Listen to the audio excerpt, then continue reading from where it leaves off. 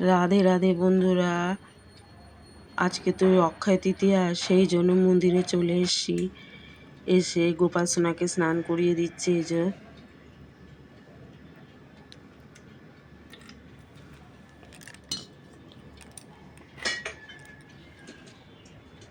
স্নান হয়ে গেল, স্নান করিয়ে দিলাম। তারপর এই যে প্রত্যেকটা ঠাকুরকে স্নান করে এক এক করে ড্রেস পরিয়ে দিয়েছি।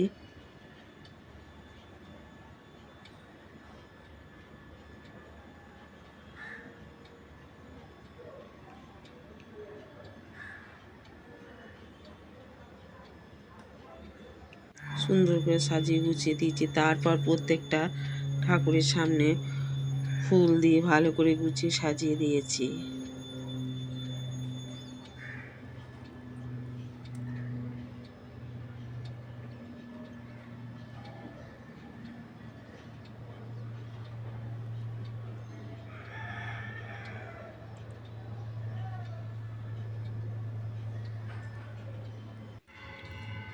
আজকের এমনি বারে সোমবার, অথচ অক্ষয় তৃতীয়া, সেই জন্য শিব ঠাকুরকে স্নান করিয়ে দুধ গঙ্গা জল দিয়ে স্নান করিয়ে দিচ্ছি।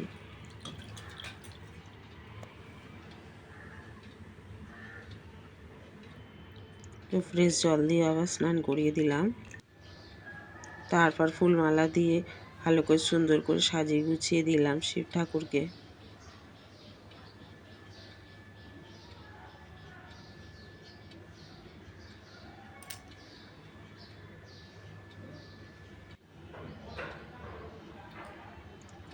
আজকের অক্ষয় তৃতীয়া, সেই জন্য লক্ষ্মী গণেশকেও মালা দিয়ে সাজিয়ে ফুলমালা দিয়ে সুন্দর করে গুছিয়ে দিয়েছি। তারপর ঠাকুরের থালা সামনে সাজিয়ে দিয়েছি।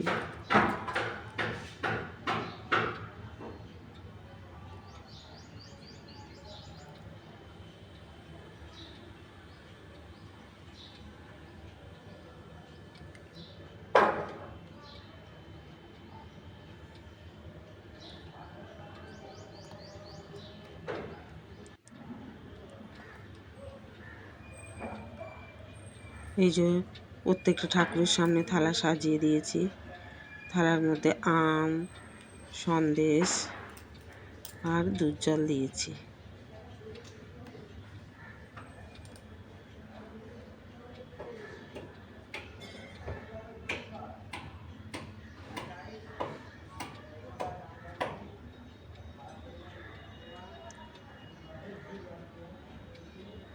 এই যে গাছের ফুল ও সাদা ফুল দিয়েও গোপাল সোনাদের সামনে সাজিয়ে দিয়েছি। রাধা কৃষ্ণের ঘটের মধ্যেও দিয়ে দিয়েছি।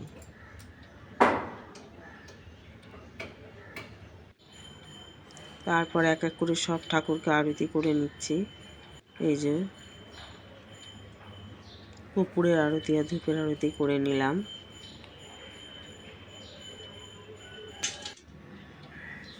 এদিকেও শিব ঠাকুরের, এদিকেও প্রদীপের আরতি করে নিলাম।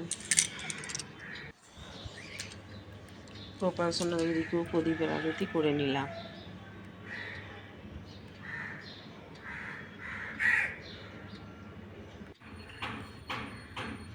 তারপরে এই গোপাল সোনাকে খাইয়ে দিচ্ছি।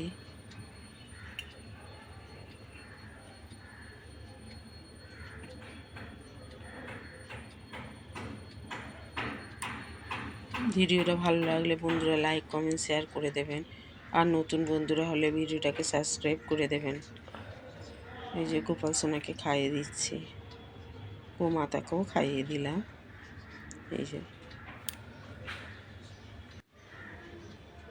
এবার রাধাকৃষ্ণকেও একটু আরতির মতো করে নিলাম, নিয়ে রাধাকৃষ্ণকেও খাইয়ে দেবো। টাটা, বাই বাই বন্ধুরা।